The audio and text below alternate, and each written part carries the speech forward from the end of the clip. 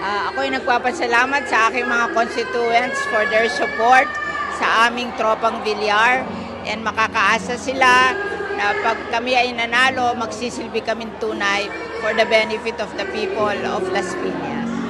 Thank you. Ma'am, si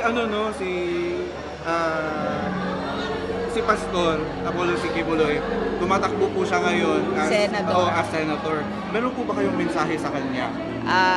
Ako po ay very supportive sa kanya. In fact, kasama siya sa aming sample ballot para pakita namin ang support namin sa kanya at sa kanyang mga kasama sa sa movement ng kanyang religion. Ma'am, may mensahe po kayo para kay Pastor. Sana ma-overcome niya lahat ng mga ginagawa sa kanya ngayon, at sana ay maging matagumpay siya in the future. Thank you po.